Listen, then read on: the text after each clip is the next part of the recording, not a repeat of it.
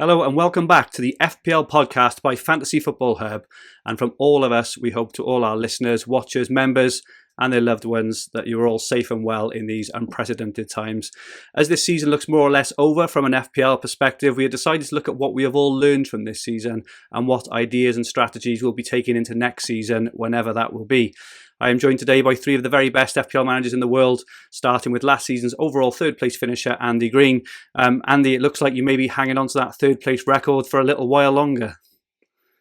Yeah, well, I mean, it's one of these things that I was actually having a bit of a stressful season. So having kind of FPL be cut off, what was it, game week 29 was just made me realise actually that, you know, the reason I got involved in this was because it was a passion, hobby, and you know, I enjoyed it as something that helped me kept me interested in other teams in the league, and it was kind of like the progression from Championship Manager. So the first kind of thing I'm going to do next season is enjoy the game more and not be stressed out which sort of transfers, you know, the Barnes versus Perez transfer, for example, that backfired, or the captaincy decisions that might not have gone my way. So I think that's the first thing I'm going to do for next season. Okay. Enjoy the game more. You know what? I put exactly the same, and myself and Andrew did a video recently, and I think that's one of the things you do forget. It's a game, and it's about enjoying it. And I think there shouldn't really be any stress or any, anything like that with it, really, because it is just a game, and that your main life should be outside of it should really be outside the game, and it's just something you do to enjoy yourself. So I think that's a really good point, Andy. It's things like this that kind of help put things into context and perspective, right? Yeah. When FPL finished, I couldn't care less. I know that sounds quite bad for us doing a podcast on FPL, but I really do think it helps put things into perspective, and that, you know, you play FPL to enjoy your downtime, right? And it shouldn't be the be all and end all. But anyway, I'm sure we'll talk more about this. We also have Adam Hopcroft with us. Adam, I suppose asking you, it's great to see you again. Are you missing FPL at all, or are you managing to fill the void? I'm filling the void quite well, I think, actually. So I wouldn't. I'll be good when it's back. But I think I've started cooking. I've started Football Index. I've put other things in place. I would agree wholeheartedly with what Andy just said. I think looking back on the lessons that I've learned, I think, and we touched on it in the video that I did with you recently, and I think it's. I think I spent too much time. I become obsessed, and I think. Definitely at the start of last season, I'd have put myself in that category. And I was analysing the same information, checking my phone every 2 seconds for updates, which realistically were never going to be significant unless we're talking for Rockstar's 11, 20 team news or whatever it is. So I think I was becoming obsessed, and it was impacting negatively in my decision-making process. And I think actually what I'll probably do next season is try and step away from my phone a bit more, reduce the time that I spend, because I've done other games where I did Sky for the first time the season before, and I put far less time into that, and I finished 54th or 53rd even, and I think that just goes to show. I think yes, you need to put time in, but I think sometimes you can put too much time in, overcomplicate, overstress things, make things a lot more, confuse yourself, fall into the Twitter noise, and see loads of people trying to influence your decision. So I think for me, it will be try and have use a clear decision-making process and just step away from the phone a bit and give myself a bit of time away from Twitter and to actually properly think about the decisions. That's probably the big learn that I've taken from things. Cool. Okay. Thank you, Adam. And we've also, last and by no means least, we have Will Thomas. So Will, potentially a season to forget for you and I. Have you got much learnings for the season? Yeah, it's been a tough one, but I just want to echo what the other guy said. I think what the current situation has put things into perspective quite a lot, and you have got to remember it is just a game, and you are supposed to have fun. But I also think that we've all. I've had a particularly bad season, but we've all not had brilliant seasons, and I think it's important to remember that, you know, the strategies that we're all good managers. We've all had very successful season histories. We've all got very good finishes to our name. You know, I think we've been playing for 10 plus years, each of us. So, and we've done very well at that time. So I think it's, you know, the strategies that have done well previous seasons, don't necessarily we need to sort of throw them out the window. You know, I would say that I haven't played massively different this season, and just for whatever reason it's not worked. Maybe I haven't been quite as adaptable. I would say the one thing which has really stood out as probably the big mistake that I made is playing my wild card. I played it in game week 3, and I didn't have such a bad game weeks the first 2 game weeks, and since I think I hit like 6 red arrows, and then I was like around the 3 million mark, and it was just a struggle of a season from then on. So I probably wouldn't play my wild card that early. I think, you know, getting a bit more data, getting some more stats, you know, even if it's just 1 or 2 extra more game weeks, then I think that I won't be ever playing a wild card that early again. But, you know, I think that there's always the luck factor. Maybe I've been really lucky in previous seasons, or particularly unlucky in this one. It's really difficult to tell. But yeah, it has been a difficult season, but hopefully, you know, we still don't know whether it's going to finish either. You know, we still could get, you know, most of us still have a few of our chips left, and, you know, we could still get a good end to the season if we're paying attention and we've got a clear plan for the end. So you still don't know. But yeah, in one way, I hope that it doesn't finish, just because it will be able to wipe my rank for this season and still have a pretty decent record. Yeah, so I think one of the things I've written a list of a few things. I've got some things which I think I used to do and I don't do anymore for one season or another, and I've also got a few things in terms of new things. You know, I'd like to look at moving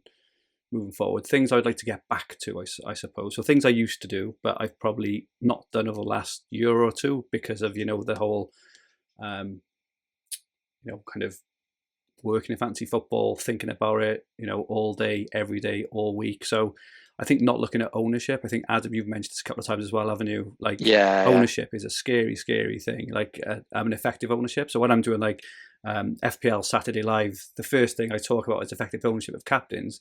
And, you know, Sev captained Salah, and I'm excited. Right, you know, Salah now for the 3 o'clock game. He's home against Burnley. You know, la la la. And I look, and Salah's effective ownership is like 184%. And you're like, you know, even if he does bang, and even if my captain scores a hat trick, it doesn't really mean, you know, an awful lot. And even worse, the ones you haven't captained. So if someone like Alexander-Arnold, you know, gets a goal and an assist, you think, yes. And then you look, I haven't captained him, his effective ownership is 140%, which means that even if he does bang, it's dropping my rank down. And I just think it's quite depressing. It's quite like, you know, it's a bit, you know, you're almost wanting players not to want to do something rather than wanting players to actually do something and score goals and perform well. So I think kind of ownership is one I'm definitely going to look at. And I'm actually playing fantasy champ man now, and I'm also playing virtual FPL. And you know what? I am really, really enjoying them. And one of the reasons is because you haven't got all, like, you know, fanfare ownership stats, all this stats kind of thrust in my face. I'm just making my own decisions on what I think with no sway from anyone. And I'm doing okay in them actually, but I'm also really, really enjoying it because of that as well. So I think that is something. It's not to look at things like ownership and, you know, and make decisions based on what others say as such. I think another thing, and again, it's an Adam mentioned last week actually, is about team structure. I used to focus a lot on getting the right structure in place so I could basically move to anyone really, really quickly. But what I've tried to do in the last season or two is kind of attack a bit more, and that's taking the structured play out of it. So, you know, having Salah and Mane and 3 cheap strikers, okay, it sounds great. But if you want to move very, very quickly, or, you know, having a big at the back, you know, having 5 premium defenders, it's very hard to move them out unless you're taking hits or wild carding. So I think that, having that kind of structure in place and just manoeuvring around that is also something I'm going to look back to. And the other thing is listen to my own advice more, because on this very podcast we've tipped up Danny Ings just before he went on that crazy run, and Calvert-Lewin. Calvert-Lewin, just a classic. I was even talking about captaining him, and I didn't even bring him in, and he went on to score whatever it was, 6 in 6, and then there's the overthinking, right? So I took out Alexander-Arnold on Boxing Day when he got, was it the 24 points? I can't even think about it. Was it a goal, 3 assists, and a clean sheet, or something ridiculous like that? And I took him out because it was a classic case of just overthinking, trying to get him back. He's missing a fixture. I mean, so what, right? He's one of, if not the best players in the game, and so I suppose they're the things I think I'd like to get back to, is a bit more of just taking my time and making decisions. Andy, have you got anything else that you're going to look to take into next season? Yeah, I played the early wildcard this year as well. I wasn't too disappointed with it because it enabled me to get players that were moving up quickly, and that I basically would have taken either 3 or 4 hits to get in, or certainly 3 or 4 weeks and missed out on the likes of Lundstrom, Pukki, etc. So thinking of that, and obviously I agree with Will, you want to try and keep it for as long as possible until your team really needs it. I was thinking of a couple of ways of mitigating that. Early on this, I think we've all noticed this season more than ever, the price rises are a lot quicker. So I was one of these, tradition over the last 10 years, I've waited till the last Friday afternoon, Saturday morning to make transfers. But I think going into next season, I'm going to be a bit more aggressive on timing, because I missed out on Martial early last season because of a 0.1 move. Particularly early on in the season, there aren't so many European midweek games, so therefore there's less chance. And players are, in theory, more, we don't know when the season's going to restart, but in theory going to be fitter and less kind of carrying niggling injuries halfway throughout the season. So certainly be looking to do earlier transfers, particularly on a player that I've got in mind that maybe scored or assisted or got a brace or something, because then they're going to fly up in price, assuming that the algorithms remain the same. And the second thing, which is something I've realized in playing one of the fantasy games, the Champ Man Fantasy, is that, I don't know if you guys have it, but when you're at the start of the season, or even on a wild card, when you're kind of rebuilding your team, there's a feeling of elation when you spend all the funds you have.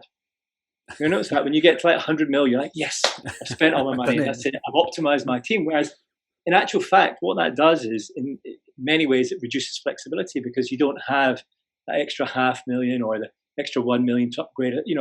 I had, like many, had Callum Wilson, Fraser at the start of last season, and to negotiate those players around was very, very tricky. So, of course, you wouldn't jeopardize a player and downgrade someone in your team just to keep 500,000 or 1 million in the bank, but it's something I'll be seriously considering. Do you know what? It's a good point. I've done it a couple of times, and it's really useful, particularly at the start of the season, because what you find is players will say, if they're 5 million, they'll go up to 5.1. So if you've got a 5 million player that you want to swap, you can't do it unless you do it straight away. So it's actually a really, really good tip to have 0.5 left in the bank, because it means then no player is really out of reach. Because it does, I think, moving early, and particularly at the start of the season, we don't really know who we're going to be the form players. We don't know who's going to hit the ground running. So that's why I've always favoured an early wild card. But I think having that money in the bank gives you more flexibility. So it's a really, really good point. Yeah, I can see the value in sort of a 0.5. I wouldn't recommend going more than that, though, personally. I mean, I'm always struggling to fit all the players you want in, especially at the start of the season, because you've only got 100 million and everyone's price seems really high. So I'm always, wishing that I had a few extra more million. I can't ever imagine me sort of having more than 0.5 in the bank. But yeah, it's a fair strategy if you're, especially to look after that 0.1. Just going back to what a couple of you guys touched on there, I think that it's something which, us as sort of content creators, but also people who are sort of really into FPL, into sort of Twitter community and what have you. If the chances are that if you're watching or listening to this, and the games aren't going on, you probably are one of those people that, I think you can get sort of sucked into one particular player who is sort of flavour of the week, and they might actually be a good pick. But I think because you get sort of so sucked into the fact that you need to have this player, they might not be right for your particular team. And I think that has been on occasion something I've been guilty of this season is, they are a good pick, but are they right for my team? Do they block me from making other moves down the line? Does it make my team quite unbalanced in certain areas? So I think that's probably something else which I've learned this season is just to not pay so much attention to what is necessary, the best pick according to what everyone's writing about and tweeting about and etc. And are they the best pick for your particular team? I don't know. Do you know what? I agree. Well, things change so quickly, don't they? And that's why, going back to Andrew's point on flexibility, really important to be flexible because the trend changes so quickly. Start of the season, everyone was looking at going big a lot of people looking at big at the back. Then it changes to looking at some of the big hitters. And I think, you could obsess. So Pookie's a really good example. A lot of people would, at the start of the season would thought he's a real deal. He's a season keeper. But actually, after his hat trick, I think he got a couple of double-digit returns. It faded off pretty quickly. Pookie is a brilliant example. I think I missed the first 2 game weeks where he scored well. Then I brought him in on my wild card, but he was playing Man City, so I decided to do the really intelligent thing and bench him. That's where I can't remember, he got like a brace. Yeah. I also benched Cantwell for that game, and he did really well. And then I've proceeded to play him from like game week 4 onwards for like another 10 game weeks, and he didn't do anything.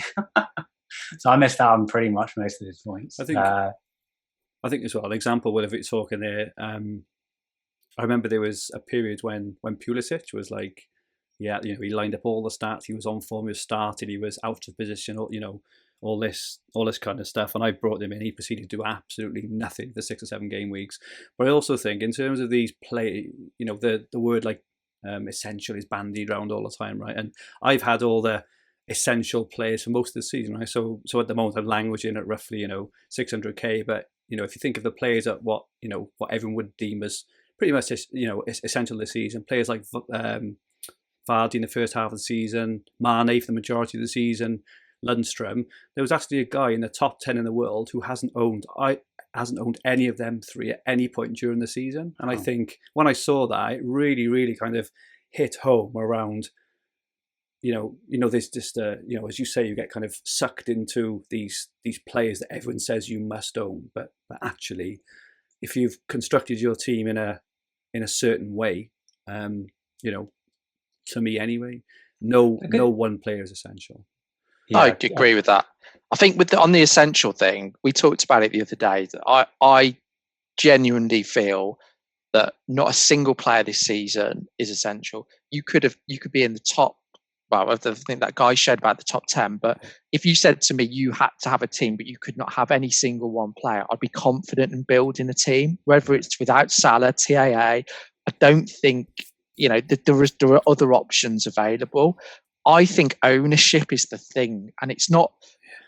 I never played with ownership. The problem is now it's thrown in your face. We talked about FPL Live.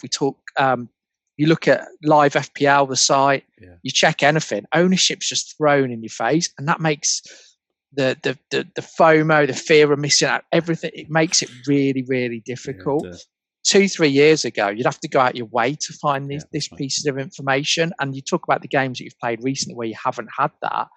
It does create a different feeling, because if you take out the fear of missing out and you take away ownership, or take it completely out of your decision, in some cases you would make a very, very different decision. And about 2 or 3 years ago, and I know you talked recently about how up until maybe 18 months ago you were flying and it just seems to have been red arrow after red arrow, but you've played more conservative, a bit more fearful in terms of your responses. I reckon if you'd have taken ownership out and not known it, you'd have probably made a lot of the decisions that you did previously. And this is exactly what, that's the one thing I'll be taking into next season. An example a couple of seasons ago was I picked out Doherty in game week 3. It was, he had the stats down there. No, he was on 0.8% ownership. I know about it because I wrote about it on an article for the Hub. He was 0% 8 owned, and I thought, this this guy's so attacking. I was looking at his heat map, I was looking at his underlying stats, and I couldn't believe, his low ownership. And I stuck him in, and he scored, 15-pointer, 7-pointer, 12-pointer. But ever since that point where, I reached a certain point in the overall ranks, and I started to, change the way I played into just being, right, I just need to defend now. I need to defend. All you find yourself doing is bringing in the player that everyone else has got, but also a week too late as well, because you've always got your own fires to put out as well. And that's what I've been doing for 18 months. So I'm absolutely determined for next season to just look very objectively at the players I want and bring them in regardless of ownership. Just going back to your Pulisic example, though, it wasn't he. When he was doing well, he was low owned. He was playing in a good position. He had good value. He was a differential, playing in an attacking team for Chelsea. He had good fixtures. I think that's an example of, probably it was a good decision to bring him in, but it was a bad outcome in terms of, I think you can look back and things and have a bit of hindsight bias there, and you can kind of think around it. But in that situation, I think that bringing Pulisic in was probably a good decision. I mean, you have had everything that you look for in a fantasy player. And it just, I did the same. I bought Pulisic in. I think you're right, Will. I that's the one where I think that was so unlucky. The amount of sitters he missed. Yeah. He was always in the 6-yard box. It was everything that fantasy managers dreamed of. Good positions, low ownership, whatever reason people weren't getting on him. But the chances he missed, there were a couple of hauls that he probably should have got. And then obviously he got injured and then fell out of favour. But I was on Pulisic, and I think he's one that I just think was unlucky. I think that's one of the reasons this season was quite stressful for a lot of enthusiastic managers. I mean, I remember I said on the last podcast, I think we did, that the first thing I do after a game week or after a Saturday or a Sunday is log on to the Hub OptaStats tool to see how my players performed. And I remember captaining Tam Abraham twice. Yeah. And it was the right decision. I mean, his stats were off the charts. He had like XG of over 1.5, 5 shots, 6 shots, 3 shots on target. And so it was the right decision, just the wrong result from it. So I think that's very valid. We're talking about decisions and team structure, actually. One of the things, I think the main mistake I made this season, and managed to clock that towards the end of the regular season, shall we say, is dealing with injured players. Now, if I cast my mind back to when De Bruyne got injured, I was thinking, right, okay, this is a great opportunity to kind of have a short-term differential with Mahrez. It didn't work out. KDB was only out for 1 week, and then he came back and started firing. And by that point, as you said, Andrew, I had other fires in my team to put out. So it took me 3 or 4 weeks to get De Bruyne back in. And then when Ings came along, even a short spat of form, I thought, he's got a lot of games in a short space of time. Marion Jerome, injury-prone player. He's only going to play 60 minutes. He might even get rested one game. And of course, he played every single game, scored like five games in a row. How do you guys think you're going to deal with that? Or is it very much case by case? Because we've seen that particularly Pep and Solskjaer have been very vague in their press conferences and not really giving us exact info, saying that certain players are out and then they miraculously appear back in the teams. I mean, are you guys just going to do it team by team or case by case? I mean, or do you give it the key players like De Bruyne or Fernandes? Do you just give them a bit of time and see how they I think with those 2 examples you just said about Fernandes and De Bruyne, I think they're pretty much, and I don't mean this is in an essential way, but I think you either have them or you don't. I don't see the point in flip-flopping and trying to move around to, as you say, Mahrez or Bernardo Silva and trying to catch the form, because you can just never do it. It's pretty much impossible to guess the lineup, never mind to guess the haul. I felt aggrieved earlier this year when I think Man City beat Watford. Was it like 5 or 6-0? And Sterling was on the bench. I captained Sterling, and his replacement Bernardo Silva started on his left-hand side and scored a hat-trick.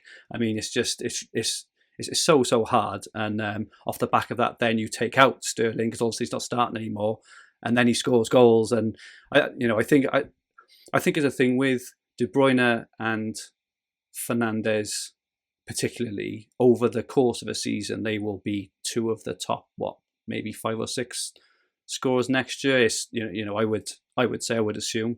So just kind of hopping around there might stuff. I don't think works. What about you, Will? I could see you were so you're not sure about what I was saying here.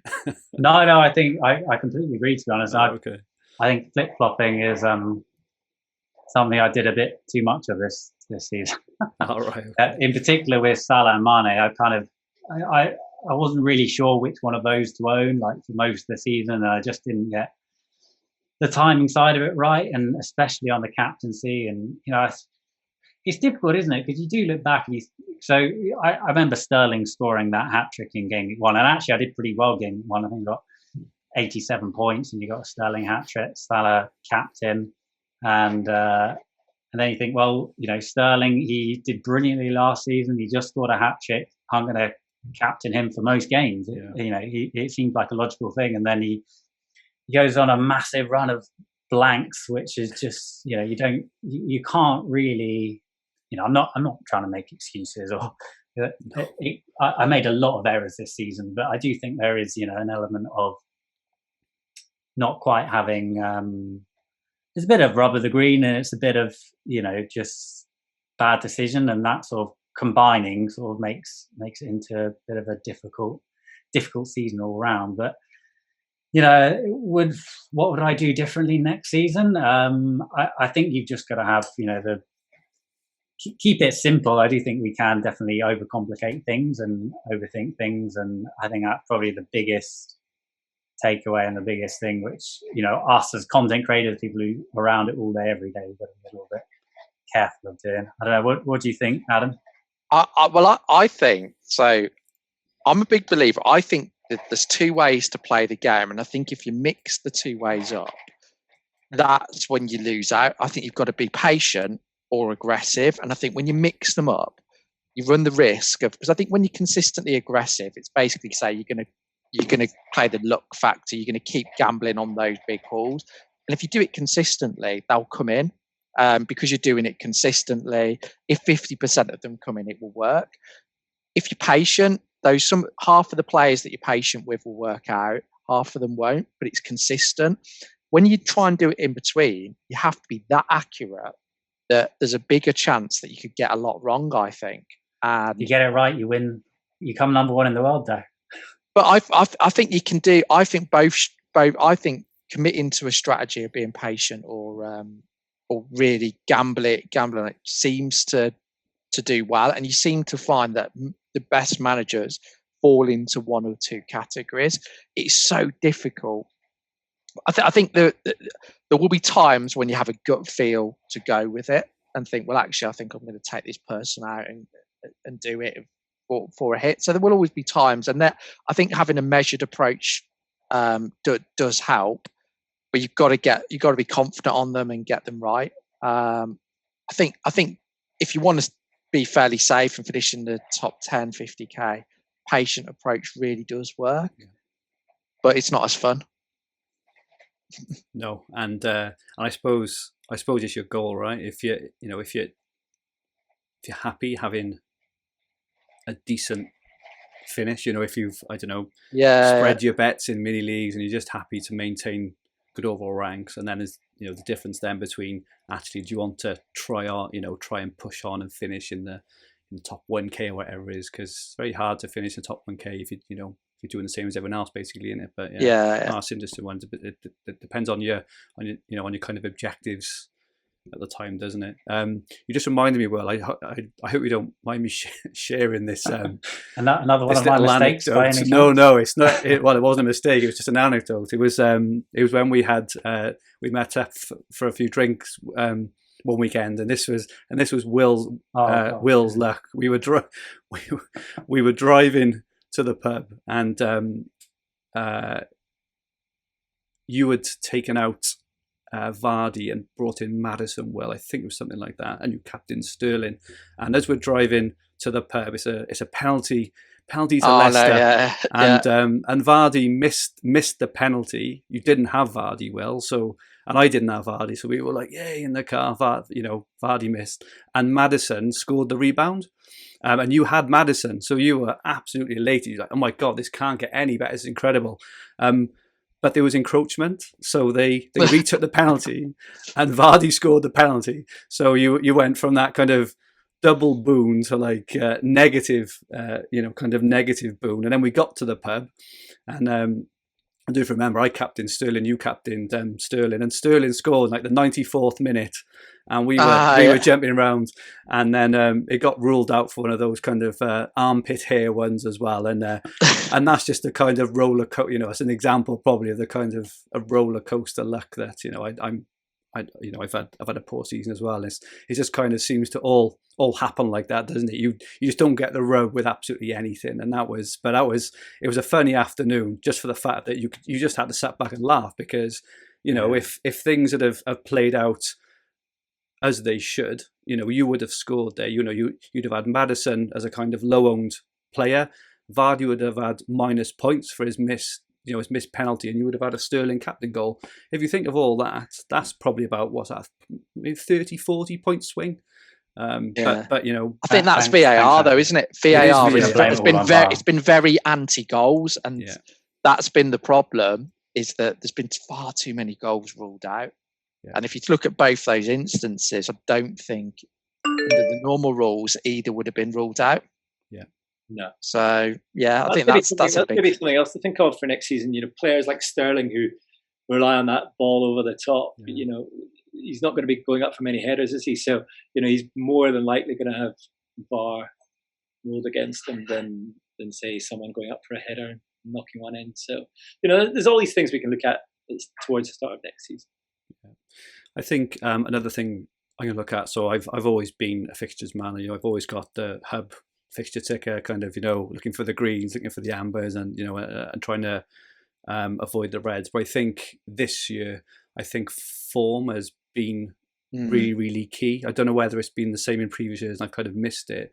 But fixtures seems, in the large, it seems to have worked for me previously, but not this year. And people like Ings, Calvert-Lewin, even Vardy, right? So when Vardy's got a bunch of red fixtures, they're practically green for him, right? And just examples like that. So I think something else I'm going to look at into next year is probably to take form just a bit more seriously than I previously have, and especially that's an example of it's worked for previous 8+ years, and then this season it hasn't worked.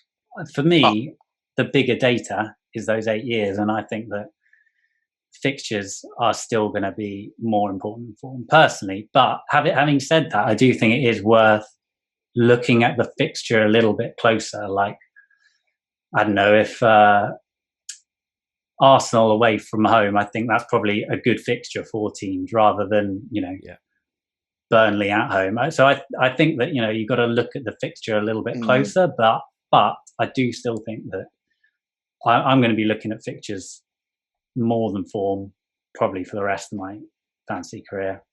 I think that I'll always look at fixtures more, but I do think that you can probably afford to have a player or two, kind of one of your front seven potentially who just fills that sort of gap. As I say, Ings a prime example, and also when there's like a fixture block of 3 reds, and you take a player out because he's got the 3 reds. After the 3 reds, he's got a bunch of green again. So you're actually using 2 transfers to probably bring in a player who's not as good as the one you're taking out as well. So I think that's more what I mean. If a player's playing well, and they run into sea of red fixtures, just maybe leave them in. Whereas I would normally be very, very tempted to take them out. But yeah, as I say, Ings and DCL and Vardy are probably really good examples of that, where they've gone through phases where the fixtures just didn't matter, and Ings especially, because he was such a bonus magnet. Every time he scored, he got 9 points, which is I think strikers and a lot of attacking players. I think defenders fixtures matter more than attacking players. I think form is a bigger indicator, and actually also as well, the one thing that's really happened this year, the league is actually, take out Liverpool, it's fairly even. If you look at it, it's hard calling who's going to go down. Anyone can beat anyone. Norwich have beat Man City, haven't they? So I think it's a lot closer this season. So I think anybody can score against anybody. I think Liverpool were probably, with the exception to that for a period of time. But I think overall it's been quite a close season. It's hard to predict the Champions League. I think particularly that mid-table is quite close, really, to the probably Villa upwards to the Champions League spots. Yeah. It is actually, there's not much between them. I think that's fair. Adam, have you got anything else on your kind of list of things that you're going to look to do differently next year?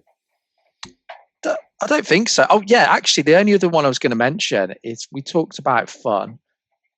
When I did the video with you, we it's like who are my favourite players, and they all ended up being third strikers or traditionally third strikers. And I think the reason for that, it's always good owning a low-owned third striker, because when they score, when you've got a defender and they keep a clean sheet, it's a long watch. And particularly if you're playing for it ruins the game a little bit. You're watching a game, not wanting a team to score, and I think that makes it a hard watch. When you're watching, like, say, a 6 million striker play, like Dominic Calvert-Lewin this season, the season before Jimenez, it's quite fun watching the game. And then when they score, it is actually you can have that in the moment. VAR's ruined it a little bit, admittedly. I think it's taking the edge off it, but you got that in the moment fun. So I think what I've noticed is I quite like owning third strikers. I'd sort of ruled that out at the start of the season. Yeah. I think it's a fun position to own and to mess around with. So I think I'm gonna definitely play for what I enjoy and forget what others, because it is a game, isn't it? I think trying to maximise that enjoyment is really important. And the only other thing I think I'm going to look to take into next year is listen to my 8-year-old son a little bit more. We've been talking about kind of overthinking things. Just got again a little anecdote when my son and I were watching a game. I think it was game week 3, and I captained Kane at home to Newcastle, and it's the exact scenario, Will, you just mentioned there. So Salah played. He was home to Arsenal, I think, on the previous evening, and Kane was home to Newcastle, and my son captained Salah, and Salah scored 2.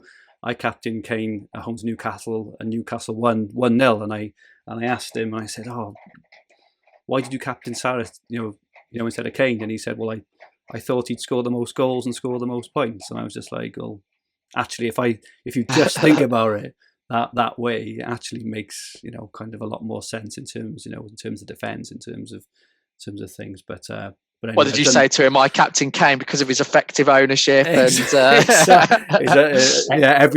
everything I shouldn't captain him for. It was all that sort of stuff. Yeah, but I think as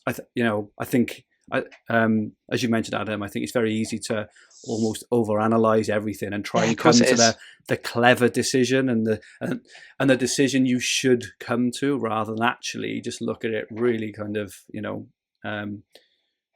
really objectively and just be like, well, I think Salah, Liverpool are playing well. They're playing Arsenal defence who are horrible. They're playing at Anfield. Salah was on pens as well. I think it's just like easier option. But anyway, that's just something. And my son is in his first season. He's 8 years old. He's picked his team completely himself, and he's finishing the season at 12k. So he's it's. Get him on here. Fun. I know he should be in my spot by here, shouldn't he? But yeah. Okay, just moving on then. We just had a question, guys, off Rich Clark. He just wanted to know, in terms of lockdown tinkering, have any of us made any moves during the time that the lockdown has been on? So I saw a stat this week that I think it was 97% of teams are now inactive, which to me was remarkably high. It means that only 3% of teams have actually made a transfer in the last 5 game weeks. Will, can I come to you first? Have you made any transfers? I'm one of those 97%. You're one of 97, okay. Yeah, I made in hindsight, it looks like a bad decision now. Well, it was a bad decision, to be fair, to play my wild card the week before lockdown. Tried to take advantage of that cheeky double game week and set my team up well for the upcoming game weeks. And I had a bad game week when I played my wildcard, and obviously now it's lockdown, and it's I wish I had that wildcard left, because then you can set your team up when you know the fixture, and we don't even really know if the fixtures, if obviously if it comes back, but if it does come back, then what order the fixtures will even be in. So it's difficult knowing that, but I have played my wildcard, and my team is sort of well set up, considering I've played my wildcard. I might make a couple of transfers, just for the hell of it, but as I haven't actually made any. What about you, Adam? You done any moves? I did it at the start, so the first couple of game weeks, but I don't think I made a transfer in the last 3 or 4 weeks. I think I was looking at. I'd got to a point. I'd sorted out my bench. I brought another playing goalkeeper in. I've still got my wild card and free hit left anyway. But I just thought, actually, there's so much we don't know. When football comes back, the team that I have could be well set up. It may not be.